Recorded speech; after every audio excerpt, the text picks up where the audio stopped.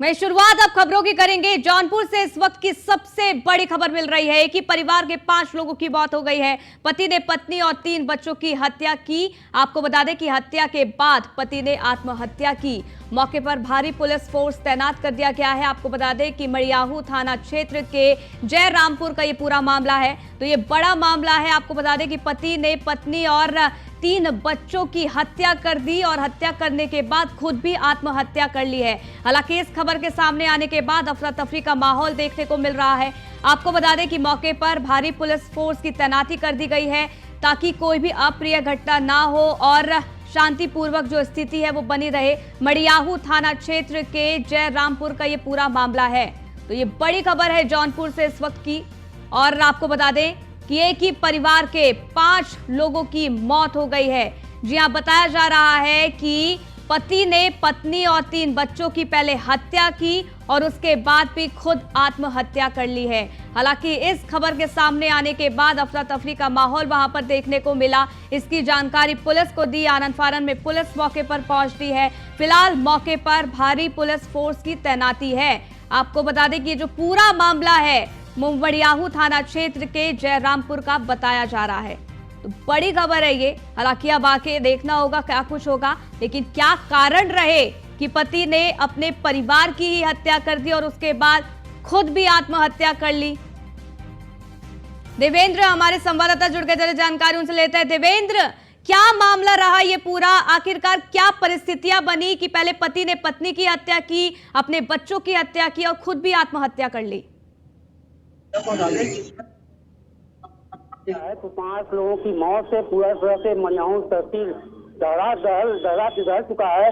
सबसे बड़ा चीज है कि आखिर में क्या कारण है कि पति ने पहले अपनी पत्नी को मारा, फिर 3 बच्चों को मारा और खुद फांसी पर चढ़ गया।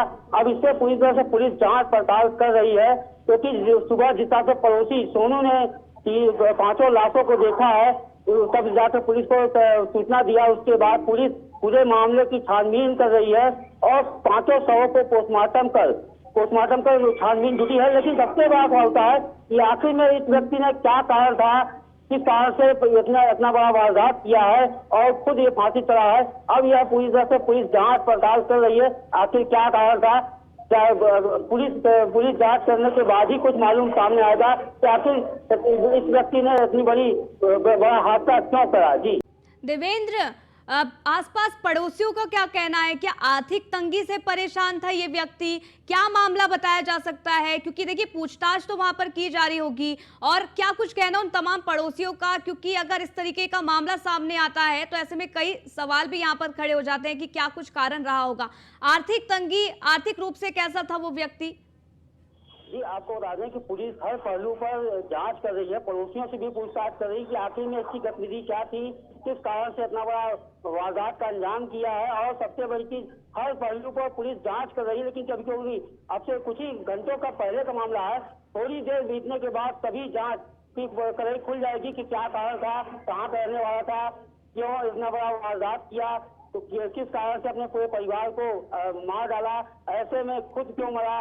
पूरी पहलू पर पुलिस जांच कर रही है। जांच करने के बाद ही कोई चीज बात सामने आएगी। जी, मौके पर कौन कौन पुलिस अधिकारी पहुंचे हुए हैं? फिलहाल मौके पर क्या कुछ स्थिति बनी हुई है? जी, आपको बता दें कि वहाँ पर सीओ, पुलिस अधीक्षक, एसपी सिटी सभी तमाम आला अधिकारी पहुंचे, क्योंकि जौनपुर में सबसे बड़ी वारदात आज घटी है। इसको लेकर हर पुलिस के अधिकारी हर एंगल से जांच कर रहे हैं आखिर में क्या कारण रहा 5 लोगों की मौत का। जी बिल्कुल। और ये जो परिवार जिनकी हत्या कर दी गई है और उसके बाद खुद भी पति ने आत्महत्या कर ली, क्या कोई रिश्तेदार सामने आया है और रिश्तेदार की तरफ से क्या कुछ कहा गया है इस पूरे मामले के सामने आने के बाद? जी, आपको बता दें कि अभी अब से थोड़ी देर के बाद ही सभी करीब बाहर निकल के आ जाएगी। आखिर में इस ये कहाँ रहने वाले थे, क्या कारण था, थोड़े समय में सारे पहलू पर पर्दा उठ जाएगा। क्या कारण था मौत का, क्या कहीं से तंगी, आर्थिक तंगी से, या कोई समस्या, या कोई इसको धमका रहा था, ऐसे में क्यों इतने बड़ा वारदात को अंजाम दिया, ये थोड़ी देर बाद साफ हो जाएगा जी।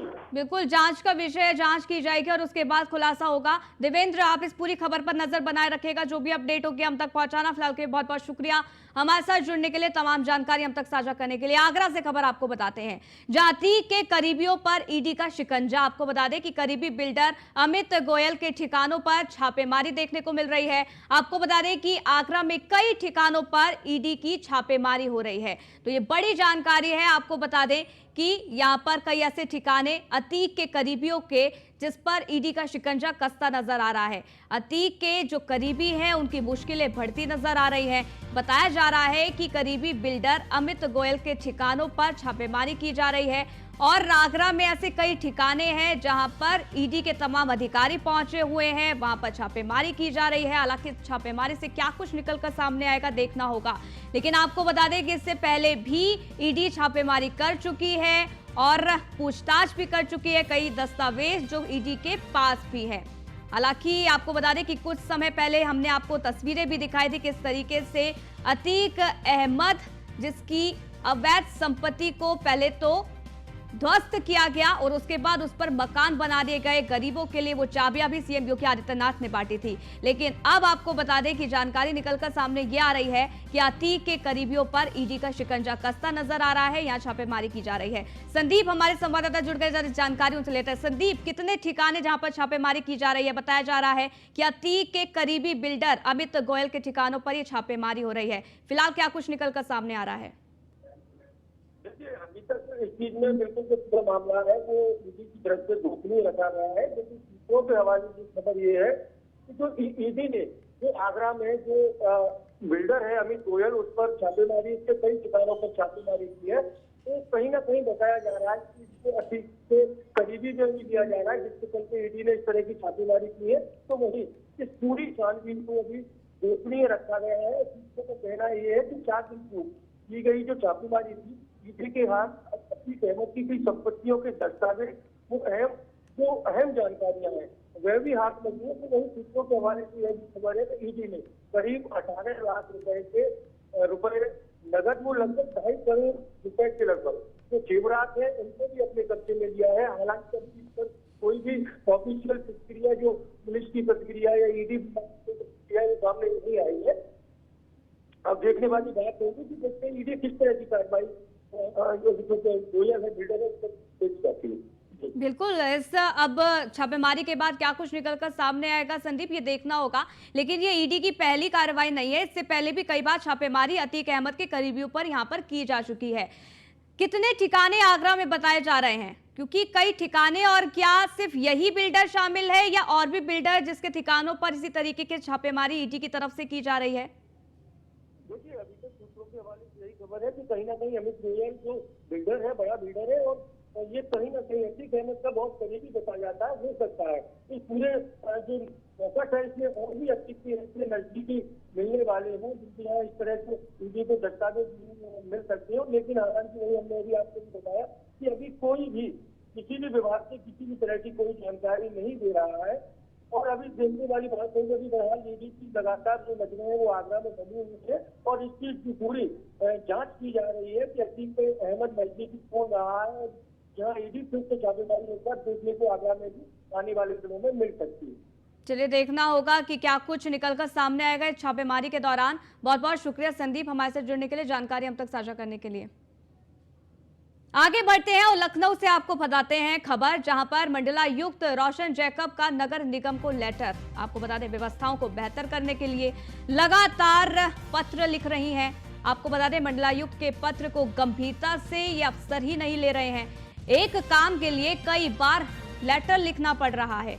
मॉनसून रैपिड एक्शन टीम बनाने के लिए अफसरों को निर्देश दिया गया है। भारी बारिश को देखते हुए मंडलायुक्त ने यह निर्देश दिया। नगर निगम को विशेष टीमें गठित करने का निर्देश दे दिया है। पूरी क्षमता के साथ कंट्रोल रूम चलाया जाए, ये मंडलायुक्त की तरफ से कहा गया है। लेकिन सवाल देखिए बहुत बड़े इस वक्त उठने नजर आ रहे हैं, क्योंकि आपको बता दें कि जानकारी ये मिल रही है कि कई बार लेटर लिखा गया लेकिन गंभीरता से नहीं लिया गया। अश्विनी हमारे संवाददाता जुड़ गए, ज्यादा जानकारी उनसे लेते हैं। अश्विनी, मंडलायुक्त के पत्र को गंभीरता से ये अफसर नहीं ले रहे हैं। हालांकि तमाम तरीके के निर्देश यहां पर जरूर दे दिए गए हैं, लेकिन सवाल यही है कि जब मंडलायुक्त की ही नहीं सुनी जा रही है तो लोगों की कैसे सुनी जाएगी। बिल्कुल मंडलायुक्त लखनऊ रोशन जैकब लगातार इस शहर को स्मार्ट सिटी के रूप में एक मॉडल के रूप में बनाने की कोशिश कर रहे हैं, लेकिन कहीं ना कहीं नगर निगम के अधिकारी जो है उनकी मुहिम पर पलीता लगा रहे। नगर निगम के अधिकारी कहीं ना कहीं अपने जवाब देता नहीं कर रहे, क्योंकि मंडलायुक्त ने इससे पहले भी नगर आयुक्त को कई पत्र लिखे, चाहे वो जो गाड़ियां खरीदी गई थी सफाई काम के लिए उनके लिए मांगी हुई या फिर इको ग्रीन पर कार्रवाई क्यों ना हुई उसको लेकर पत्र लिखा था। और ये पत्र एक बार में कई बार पत्र लिखे गए, उसके बाद भी मुफीद जवाब नहीं मिलने से जो मंडलायुक्त काफी नाराज हुई। एक बार फिर उन्होंने पत्र लिखा, पत्र के माध्यम से कहा कि राजधानी लखनऊ में बरसात का मौसम चल रहा है और ऐसे में जलभराव की समस्या न हो, इसको लेकर के रैपिड एक्शन टीम बनाई जाए। जहां पर भी जलभराव की समस्या होती है वहां तत्काल प्रभाव से काम करेगी। साथ ही साथ आंधी बारिश के बजाय खंभे गिरने पर तुरंत एक सक्रिय होगी। निश्चित तौर पर मंडलायुक्त लगातार देखा जा रहा है कि वो सड़क को तरफ खुद जायजा ले रही है, लेकिन कहीं ना कहीं नगर निगम के अधिकारी जो कहीं ना कहीं जो है इस काम में उनका सहयोग नहीं कर रहे हैं, क्योंकि कहीं एक सबसे बड़ी बात यह है कि नगर निगम में जो अधिकारी तैनात हो 10-15-20 साल से तैनात हो तानाशाह हो चुके हैं और तानाशाही का फायदा अपने उठा रहे हैं। निश्चित तौर पर मंडलायुक्त लगातार प्रयास कर रही है, उनका प्रयास कितना कारगर होता है ये देखना होगा। चलिए देखना होगा क्या कुछ होता है। बहुत बहुत शुक्रिया अश्विनी, हमारे साथ जुड़ने के लिए, तमाम जानकारी हम तक साझा करने के लिए। तो लखनऊ से खबर अब आपको बता देते हैं, जहां नगर निगम शिकायतों का निस्तारण करने के लिए नाकाम साबित होती नजर आ रही है। आपको बता दें कि IGRS स्मार्ट सिटी में आए दिन सैकड़ों शिकायतें आ रही हैं। शिकायतों की स्मार्ट सिटी से की जाती है मॉनिटरिंग। आपको बता दें कि शिकायतों के मामले में जलकर विभाग सबसे आगे नजर आ रहा है। समस्याओं को दूर नहीं कर पा रहा है जलकर विभाग। स्थायी GM सचिव की तैनाती न होने से बुरा हाल है। अधिशासी अभियंता राम कैलाश के पास GM का चार्ज है। कार्यवाहक GM के काम से महापौर नाराज है। निरीक्षण के दौरान कई जगह सीवर ओवरफ्लो मिला। महापौर सुषमा खरकवाल ने GM को फटकार इसके लिए लगाई है। स्थायी GM की जलकर में क्यों नहीं हो रही है तैनाती, ये बड़ा सवाल है। किस पहुंच के चलते राम कैलाश बने बैठे हैं GM जलकर? कोई जिम्मेदारी होती है, जिम्मेदारी जब नहीं निभाई जा रही है तो ये बड़ा सवाल उठता है। महापौर ने नगर आयुक्त को पत्र लिखकर नाराजगी भी जताई है। 23 से 29 जून के बीच स्मार्ट सिटी में आई 2436 शिकायतें। तो जलकर विभाग जो है अब वो फंसता नजर आ रहा है।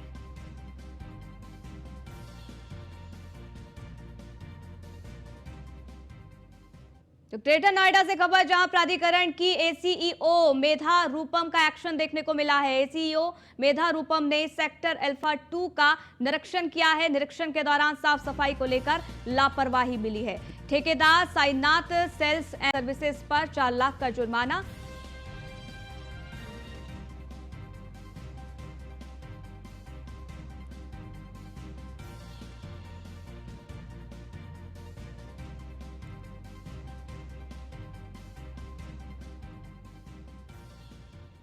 चलिए इसी बीच आपको लिए चलते हैं CM योगी आदित्यनाथ की मौजूदगी है, वो सीधी तस्वीरें आपको दिखा देते हैं।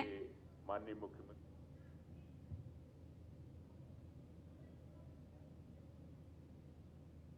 मुख्यमंत्री बाल सेवा योजना का प्रमाण पत्र वितरण का ये पूरा कार्यक्रम है और यहां पर CM योगी आदित्यनाथ की मौजूदगी।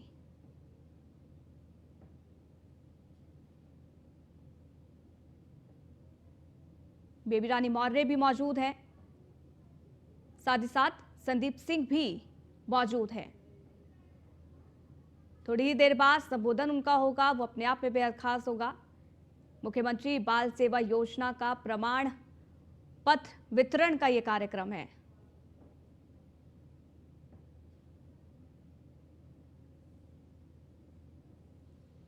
CM योगी आदित्यनाथ की मौजूदगी, लखनऊ से सीधी तस्वीर हम आपको दिखा रहे हैं। ये कार्यक्रम पहले से ही प्रस्तावित था और कार्यक्रम की शुरुआत हो गई है। इससे पहले CM योगी आदित्यनाथ ने बच्चों को गमले दिए थे।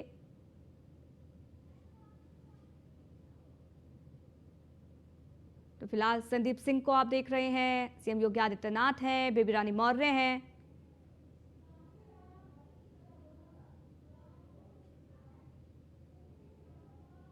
तो अब थोड़ी ही देर में संबोधन भी होगा और वो संबोधन भी आप तक पहुंचाएंगे, लेकिन फिलहाल कार्यक्रम की ये तस्वीरें हम आप तक पहुंचा रहे हैं।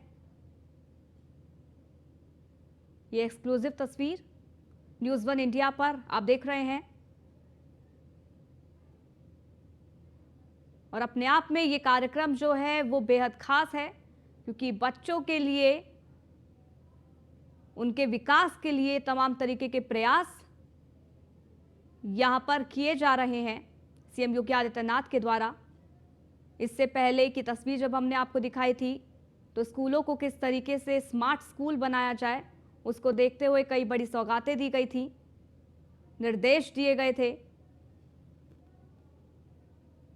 क्योंकि जो बच्चे होते हैं वही भविष्य होते हैं। यही वजह है कि सीएम योगी आदित्यनाथ का जो फोकस है वो युवाओं पर है, बच्चों पर है, और किस तरीके से उनको बेहतर सुविधाएं मिले, इसके लिए हमेशा हमेशा तत्पर रहते हैं सीएम योगी आदित्यनाथ। थोड़ी ही देर में संबोधन होगा, बच्चों को संबोधित करेंगे। तमाम बच्चे भी मौजूद हैं, शिक्षक भी मौजूद हैं और सीएम योगी आदित्यनाथ के साथ बेबी रानी मौर्य आपको साफ तौर पर नजर आ रही होंगी।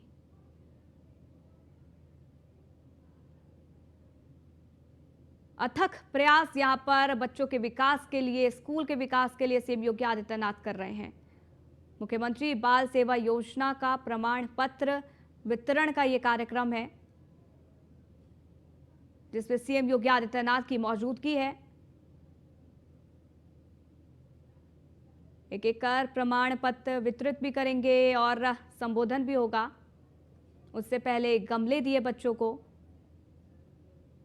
और एक संदेश दिया कि पर्यावरण है तो ही जीवन है।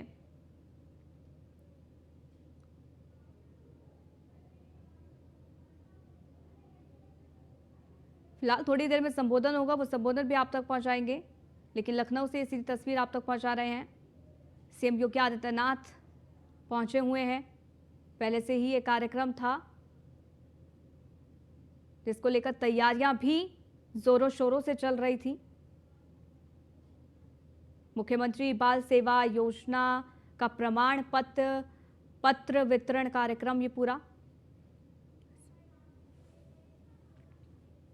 वहीं रुकेंगे एक छोटे से ब्रेक के लिए, जल्द हाजिर होते हैं।